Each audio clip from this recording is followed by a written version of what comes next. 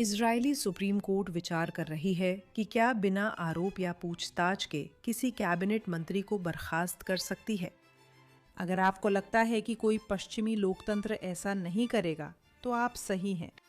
हमें ये चर्चा करनी होगी कि क्या और क्यों हो रहा है। मैं अलुनामा ज़ेल्विया मिंट हूँ। ये है बेसिक लॉ। अब हम एक ऐसे मामले पर चर्चा करेंगे जो सालों से इजरायली सार्वजनिक जीवन की दो विवादास्पद हस्तियों मंत्री इतामार बेन गवीर और अटॉर्नी जनरल गली बारव मियारा के इर्द गिर्द केंद्रित है। सिर्फ इन हस्तियों पर ध्यान देना मामले के महत्व को नज़रअंदाज करता है। ये मामला इजरायली लोकतंत्र, सार्वजनिक सुरक्षा और अगली सरकार की संरचना को तय करने वाले मुद्दों के केंद्र में है। ये मामला लगातार विकसित हो रहा है और आपको इसके बारे में जानना चाहिए। ये मामला जटिल है। इसमें कई पहलू और रोचक जानकारियां हैं जिन्हें मैं आपको विस्तार से बताऊंगी, क्योंकि अंग्रेजी में इसकी पूरी रिपोर्टिंग नहीं हुई। अगर आप इस विषय में रुचि रखते हैं तो मैं सलाह दूंगी कि आप इसके बारे में अधिक पढ़ें, क्योंकि आज हम केवल कुछ अहम मुद्दों की सतह को छू सकते हैं। आइए 3 पहलुओं पर नजर डालें। पहला है संवैधानिक टकराव। पश्चिमी लोकतंत्रों में अदालत ने कभी सरकार के कानूनी अधिकारी के कहने पर बिना आरोप लगे मंत्री को हटाने का आदेश नहीं दिया है। परंपरागत रूप से ये अदालत का काम नहीं है, और कहना कि इससे शक्तियों के विभाजन का उल्लंघन होता है तो वह भी कम कहना होगा। यह दर्शाता है कि शुरू से कोई असली विभाजन नहीं था। दूसरा, इसके नीचे नीतिगत लड़ाई भी है। बेन गुवेर और कानूनी प्रतिष्ठान इजराइल की पुलिस व्यवस्था कैसी होनी चाहिए इस पर असहमत है, और ये असहमति कानून प्रवर्तन, जेल प्रबंधन, आतंकवाद के दंड और पुलिस नियुक्तियों जैसे कई मुद्दों पर है। जिंदगियां दांव पर है और नीति तय करने की जिम्मेदारी किसकी है ये हमेशा स्पष्ट नहीं होता।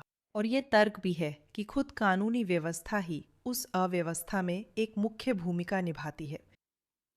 तीसरा, यहाँ एक संरचनात्मक समस्या है। 78 साल पुराने देश में अब भी यह स्पष्ट नहीं है कि पुलिस कौन चलाता है, और इस भ्रम की हमें क्या कीमत चुकानी पड़ती है। चलो चलते हैं।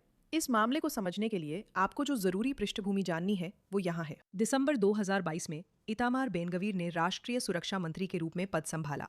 वे पुलिस व्यवस्था के प्रति अधिक मुखर राष्ट्रवादी रुख के एजेंडे पर आए थे।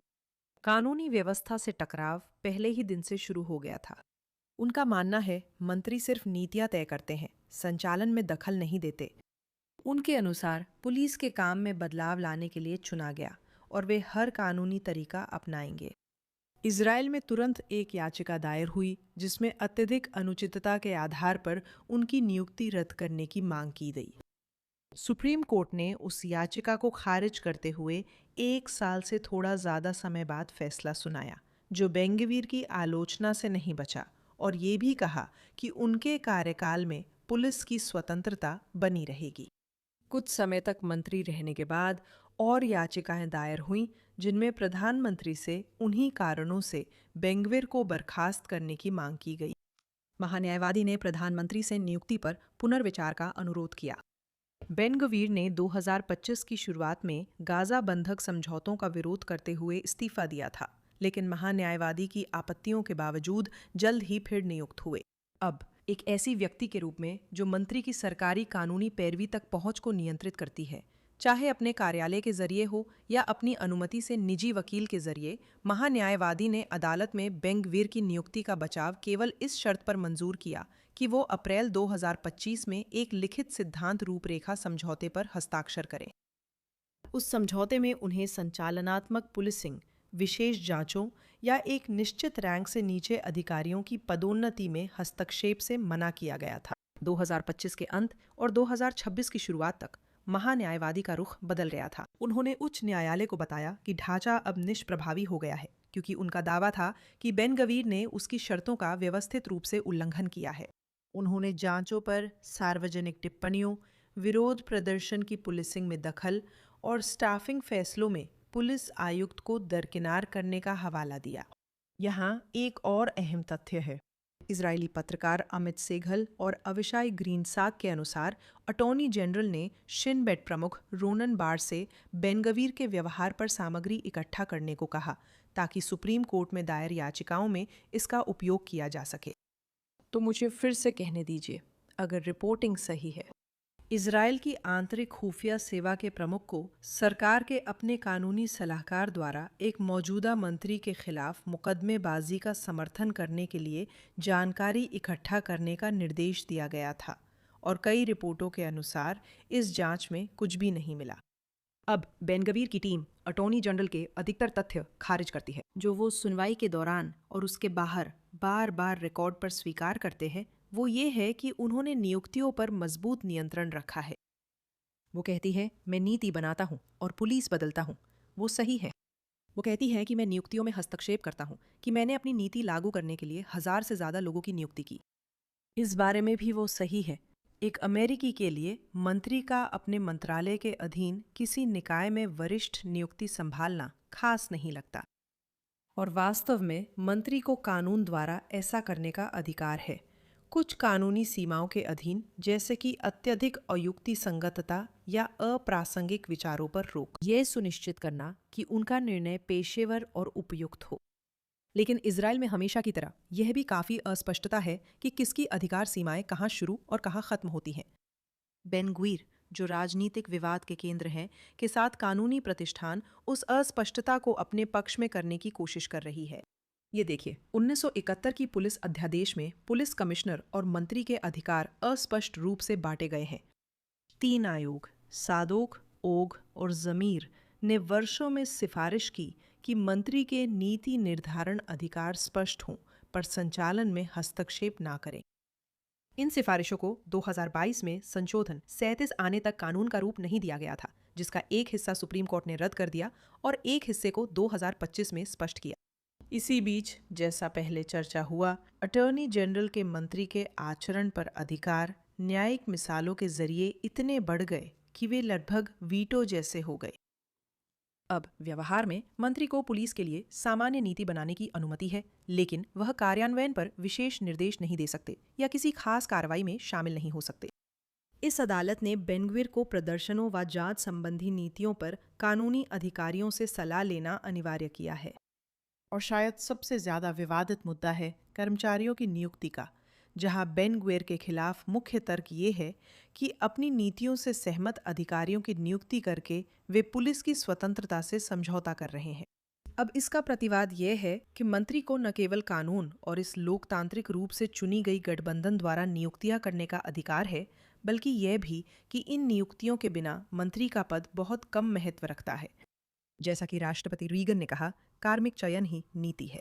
इसका मतलब ये नहीं कि हर नियुक्ति अच्छी होगी, और असल में दाएं बाएं दोनों ओर कई लोग इसकी आलोचना करते हैं। ये नहीं कहा गया कि नियुक्तियां सिर्फ मंत्री के विवेक पर निर्भर हैं। जैसा कि मैंने कहा, अत्यंत अनुचित या पेशेवर दायरे से बाहर के विचारों पर आधारित नियुक्तियों पर प्रतिबंध है। तो आइए एक उदाहरण देखें जहां ये सारी बातें चरम पर पहुंच गईं, और वह है पुलिस अधिकारी रेनेट साबान की कहानी। कानूनी मुख्य धारा के लिए यह मामला बेन-गवीर द्वारा राजनीतिक वजह से पुलिस अधिकारी की पदोन्नति रोकने जैसा लगता है, और दाएं पक्ष के लोगों के लिए यह एक मास्टर क्लास है कि कैसे गेटकीपर वर्ग और न्यायपालिका ने अपने एजेंडा से टकराव होने पर लिखित कानून को दरकिनार कर दिया। साबान मुख्य अधीक्षक के पद पर पदोन्नति के लिए विचाराधीन थी और उन्हें वरिष्ठ पुलिस व कानूनी स्टाफ से सिफारिशें भी मिल गईं। बेन-गवीर ने पदोन्नति मंजूर की थी, बशर्ते वे जरूरी कोर्स पूरा करें। हालांकि उनके बारे में अतिरिक्त जानकारी सामने आने के बाद बेन-गवीर ने उनकी पदोन्नति की अंतिम मंजूरी रोक दी। साबान नेतन्याहू मामलों में मुख्य जांचकर्ता थीं, खासकर केस 4000 में, जो अनुकूल कवरेज के बदले बेसिक से जुड़ा कथित मामला था। लेकिन 2025 में उनकी गवाही किसी भी वस्तुनिष्ठ मानक से देखे तो काफी हद तक एक गड़बड़ साबित हुई थी। उन्होंने राज्य के गवाहों से झूठ बोलना स्वीकार किया और अचानक याददाश्त खो जाने के कारण दर्जनों बार कहा, मुझे याद नहीं है। सुप्रीम कोर्ट ने नेतन्याहू के सलाहकारों के अवैध फोन सर्च में प्रक्रियात्मक गड़बड़ियों पर पहले ही उन्हें चिन्हित किया था। साबान ने मुकदमा दायर कर कहा कि बेन-गवीर को मंजूरी पर पुनर्विचार का अधिकार नहीं था और पदोन्नति में देरी अवैध कारणों से हुई, और ऐसा करते हुए उन्होंने कई कानून प्रवर्तन पेशेवरों के गहरे और वैध डर को उजागर किया कि उनकी तरक्की पेशेवर के बजाय राजनीतिक कारणों से अटक सकती है। आप ऐसा नहीं चाहेंगे। आप नहीं चाहेंगे कि किसी अधिकारी को लगे कि उसे जैसा कहा जाए वैसा ही चलना है, जिससे पुलिस गवाही में डर या विकृति आ सकती है। दूसरी ओर बेन गुविर ने कहा कि वह पदोन्नति पर फिर से विचार कर सकते हैं और सबान के बारे में और जानकारी जुटाना चाहते हैं। और जो लोग इस कहानी को बहुत करीब से फॉलो कर रहे हैं, उनके लिए ये दावा कुछ वैसा ही है जैसा खुद अटॉर्नी जनरल ने किया था, जब उन्होंने अपनी सलाहकार भूमिका में सिविल सेवा आयुक्त पद के उम्मीदवार रॉय कचलॉन के नामांकन की मूल रूप से एक अंतहीन जांच शुरू की थी और अंततः उसे पटरी से उतार दिया था। हालांकि बेन गवीर ने शुरुआत में नेतन्याहू मामलों में सबान की गवाही को अपने कारणों में से एक बताया था, लेकिन सुप्रीम कोर्ट द्वारा बताई गई अनियमितताओं ने देरी के लिए एक और आधार प्रदान किया। यरूशलम जिला अदालत ने सबान के पक्ष में फैसला सुनाया, बेन गिर के अधिकार के प्रयोग की जांच की और ये निर्णय दिया कि अतिरिक्त तथ्यों की जांच को उचित ठहराने वाला कोई आधार प्रस्तुत नहीं किया गया था। अदालत ने पाया कि बेन गवीर ने उन निषिद्ध अप्रासंगिक विचारों के आधार पर कार्य किया था, और जब उन्होंने अपने फैसले पर डटे रहे तो अदालत ने अभूतपूर्व कदम उठाते हुए ये निर्णय लिया कि सबान की पदोन्नति को कानून की पिछली तारीख से मान्यता दी जाएगी, भले ही उन्होंने हस्ताक्षर नहीं किए थे। इसका मतलब है कि अदालत ने कार्यपालिका की इच्छा के खिलाफ नियुक्ति में हस्तक्षेप कर उसे कानूनी प्रभाव दे दिया। अब अटॉर्नी जनरल सबान केस को बेन गवीर द्वारा अपने अधिकार के राजनीतिक दुरुपयोग का सबसे स्पष्ट उदाहरण मानती हैं, और इजरायली दक्षिणपंथी इसे इसके ठीक उलट मान रहे हैं। गेटकीपर एकजुट होकर एक मंत्री के वैधानिक अधिकार का प्रयोग करते हुए उसके ऊपर एक विशेष अधिकारी को नियुक्त करने के लिए एकजुट हो रहे हैं। तो सवाल है, क्या घोर अतार्किकता अधिक लोगों के लिए और स्पष्ट नहीं होनी चाहिए? ऐसे में ये मानक, जिसे सीमित और निष्पक्ष रूप से लागू होना था, राजनीतिक स्पेक्ट्रम के कम से कम एक पक्ष द्वारा हर चीज पर लागू होने वाले औजार की तरह देखा जाता है, जिससे कानूनी व्यवस्था को राजनीति में हस्तक्षेप का मौका मिलता है। और यही यहाँ के खतरों में से एक है।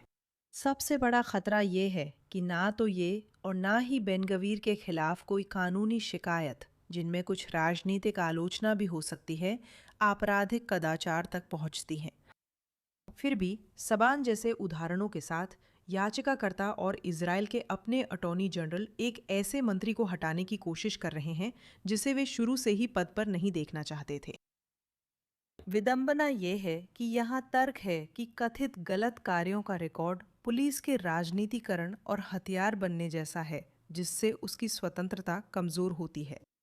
लेकिन जब तक कोई कानून नहीं टूटा है, शुरुआत में ही उस आरोप को राजनीतिक पसंद से अलग क्या करता है?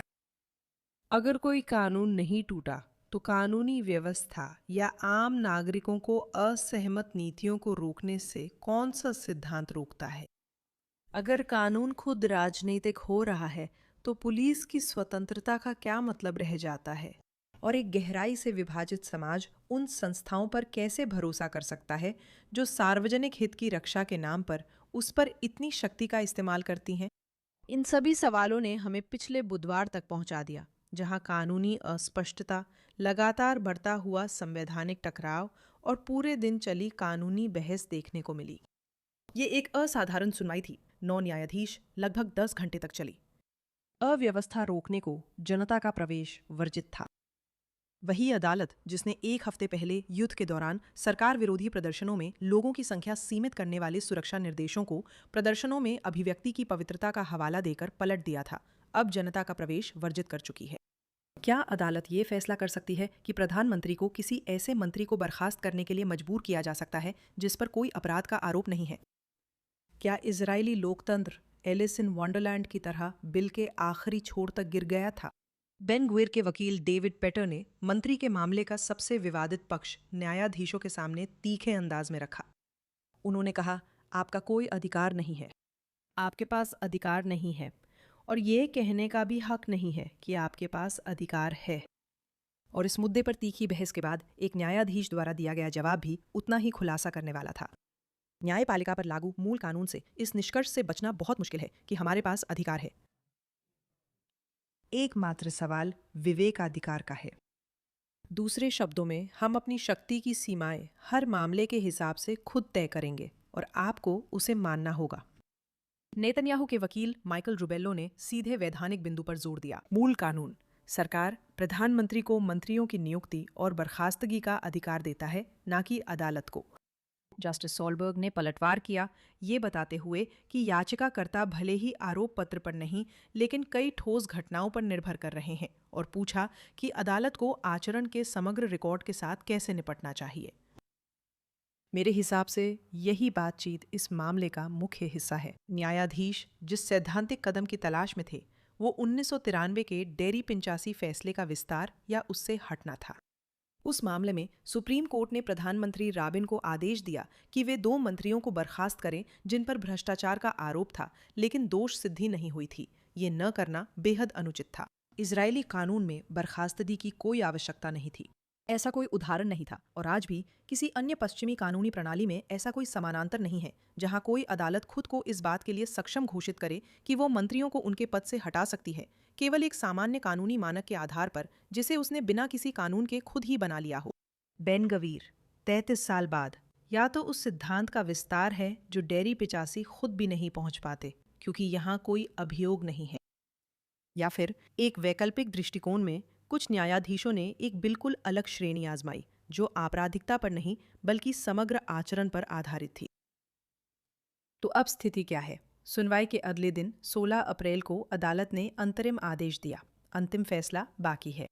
बेन गवीर मंत्रालय संभालते रहेंगे, लेकिन जांच, कानून प्रवर्तन, अभिव्यक्ति की स्वतंत्रता या पुलिस के कानूनी सलाहकार जैसे वरिष्ठ पदों पर पदोन्नति सिर्फ कमिश्नर की सिफारिश पर और अटॉर्नी जनरल को 7 दिन पहले सूचना देकर ही हो सकती है। बेन गवीर को पुलिस बल प्रयोग पर सार्वजनिक टिप्पणी से रोका गया है। ये आदेश हस्ताक्षरित सिद्धांतों की रूपरेखा जैसा है और पक्षों को 3 मई तक रिपोर्ट करनी होगी। अब मेरे हिसाब से इस फैसले में अदालत ये स्वीकार कर रही है कि वो शैतान से हाथ मिला रही है। पश्चिमी लोकतंत्रों की दूसरी अदालतों के विपरीत ये अदालत सत्ता की सीमाएं मानने से इनकार कर रही है और न्यायालय में सुनवाई योग्य न होने के कारण मामला खारिज नहीं कर रही है। अदालत खुद को राजनीतिक बारूदी सुरंग में डालकर मंत्री को बर्खास्त करने के धमाके से बचने की कोशिश कर रही है। एक धमाका जो चुनावी साल में गठबंधन को तोहफा देगा, जबकि मंत्री के आचरण पर न्यायिक अधिकार बढ़ाना जारी रखा है। अब कोई ये पूछ सकता है, और पूछना भी चाहिए, कि इस पूरे हंगामे की असली कीमत क्या है। मेरी जानकारी में किसी ने पूरी तस्वीर का आकलन नहीं किया। मैं आपको एक उदाहरण देती हूँ। इजराइल के अरब समुदाय में हत्या दर को देखें। ये दर 2020 में 96 जाने से बढ़कर 2022 में 116, 2023 में 244 और 2025 में 252 हो गई, जो अब तक का सबसे घातक वर्ष है। लगभग 88% मारे गए लोगों को गोली मारी गई थी। क्लियरेंस रेट, यानी जिन हत्याओं में पुलिस संदिग्ध की पहचान कर गिरफ्तार करती है, वो लगभग 10% है। यहाँ सबसे आसान आरोप राष्ट्रीय सुरक्षा मंत्री पर लगाना है, जो पुलिस का नेतृत्व कर रहे हैं और जो निश्चित रूप से कई विवादों के केंद्र में जोरदार और मौजूद रहते हैं और जिनकी घोषित प्राथमिकताएं आमतौर पर कहीं और होती हैं। ये बात बार बार रिपोर्ट हुई है। इस समस्या की जिम्मेदारी मंत्री, पुलिस, अटॉर्नी जनरल और उनके अधीन काम करने वाले राज्य अभियोजक, खुफिया विभाग, अरब स्थानीय प्राधिकरण और अन्य संबंधित लोग मिलकर साझा करते हैं। हमें अटॉर्नी जनरल पर भी ध्यान देना चाहिए, क्योंकि वह सिर्फ कानूनी सलाहकार नहीं बल्कि राज्य अभियोजन की प्रमुख है और मामलों में आरोप तय करने, जांच के संसाधन दिलाने, समझौते करने और दोष सिद्धि प्राप्त करने की जिम्मेदार हैं। और यह वृद्धि उसी साल होती है जब यह अटॉर्नी जनरल पद संभालती है, जबकि बेन गवीर ने उस साल के केवल दिसंबर में पद संभाला था। अब राज्य अटॉर्नी के खुद के आंकड़ों, जो कि इजरायली संसद को रिपोर्ट किए गए थे, उन्होंने दिखाया कि 2024 में अरब समुदाय में लगभग 230 हत्याओं के मुकाबले केवल 42 हत्या के आरोप पत्र दाखिल किए गए। जब आंकड़े बढ़ रहे थे, अटॉर्नी जनरल पुलिस की देखरेख करने वाले मंत्री के खिलाफ वर्षों लंबे अभियान में संसाधन खर्च कर रही थीं और अन्य संवैधानिक टकरावों में भी शामिल थीं। जो संस्था व्यक्तिगत अधिकारों की रक्षा का दावा करती है, वो अरब समुदाय में अपराध को प्राथमिकता क्यों नहीं देती? और मीडिया केवल कुछ ही लोगों पर उंगली क्यों उठाती है, जिससे बाकी लोगों को उन जिंदगियों की रक्षा की अहम जिम्मेदारी से मुक्त कर दिया जाता है? ये साफ उदाहरण है कि अधिकार किसके पास है। इसकी अस्पष्टता और कानूनी संघर्षों में समय लगने से भयानक खामियाजा भुगतना पड़ता है। ये अकेला कारण नहीं, पर एक कारण है। एक दूसरा नुकसान भी है जिसे मैं बताना चाहूंगी। असल में इससे पहले कि हम समाप्त करें, और ये पूरी तरह से बेन गुविर से पहले का है, और वह है पुलिस बल में जनता के विश्वास में गिरावट। अक्टूबर 2020 में इजरायली पुलिस पर विश्वास 41% था। एक साल बाद 30.5% रह गया और जनवरी 2022 में सिर्फ 29% रह गया। ये इजरायली डेमोक्रेसी इंडेक्स द्वारा 2003 में माप शुरू होने के बाद सबसे कम है। इजरायल डेमोक्रेसी इंस्टीट्यूट ने इस गिरावट का कारण पेगासस स्पाईवेयर घोटाला बताया। इजराइल्स डेमोक्रेसी इंस्टीट्यूट ने गिरावट के लिए पेगासस स्पाईवेयर घोटाले, जिन पर हमने शो में भी चर्चा की है, और नेतन्याहू जांचों के सार्वजनिक प्रबंधन को जिम्मेदार बताया। 2022 के इंडेक्स में अटॉर्नी जनरल कार्यालय में भरोसा रिकॉर्ड निचले स्तर पर था। ये सब बेन गुविर के पद संभालने से पहले ही हुआ था। असल में ये आंकड़े शायद उन वजहों में से एक हैं जिनसे बेन गुविर राजनीति में ऊपर आए, और उनके पद संभालने के बाद से ये आंकड़े लगातार कम बने हुए हैं, जो संस्था में सुधार की जरूरत दिखाते हैं।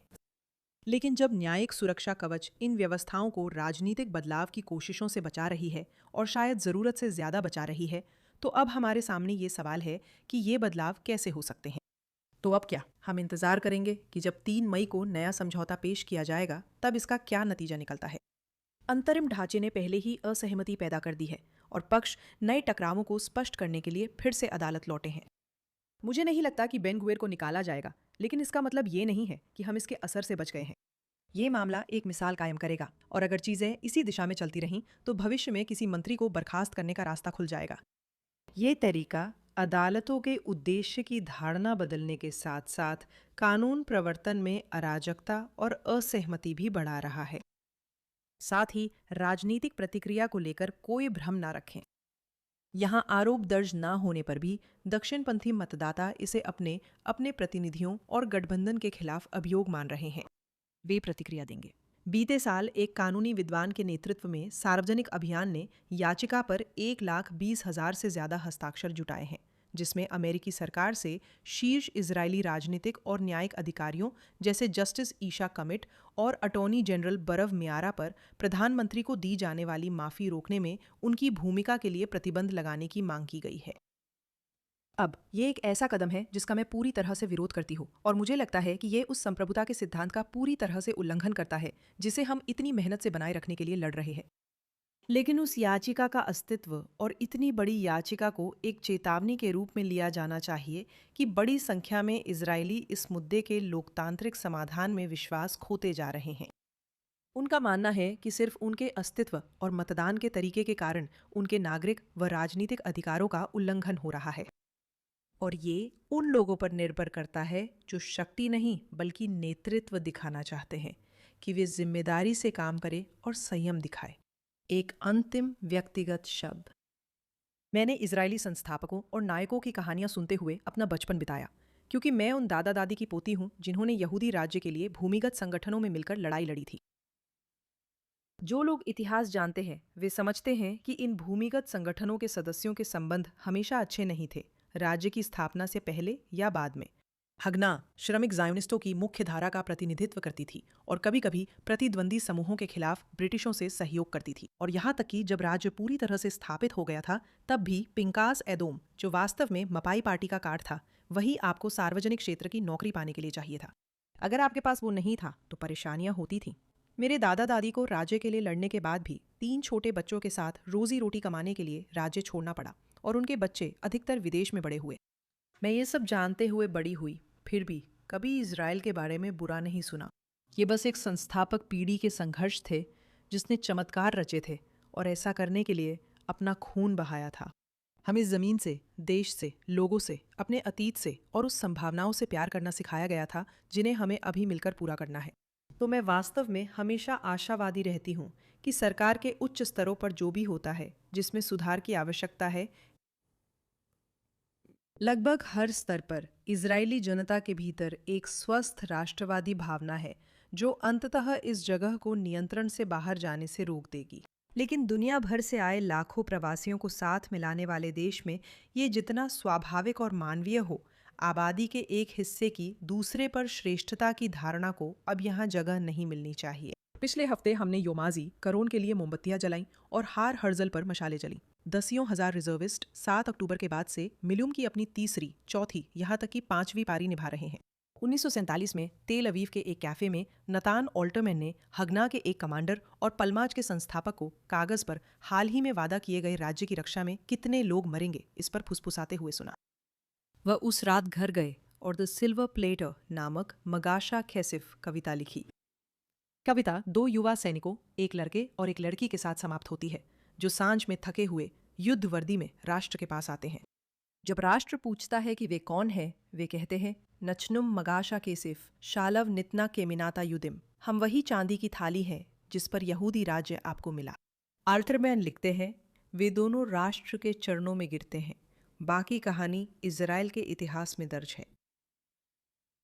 वास्तव में ऐसा ही है। अगला मोर्चा हमारा है और जैसे ही यह युद्ध समाप्त होता है, या शायद जब तक यह चलता है, अब हमारे पास करने के लिए काम है। मैं केवल यही आशा कर सकती हूँ कि विधि विद्यालयों में, कानूनी पेशे में और सोशल मीडिया पर हो रही चर्चाओं के माध्यम से Israel law and liberty forum और अन्य महान संगठनों के कार्यों के जरिए हम पीछे मुड़कर देखें और खुद को समाधान का हिस्सा मानें। हमें पिछली पीढ़ियों से चांदी की थाली में एक चमत्कार मिला है और इसे और भी व्यापक और मजबूत बनाकर आगे सौंपना हमारा मिशन होना चाहिए। मैं आपसे अगले हफ्ते मिलूंगी।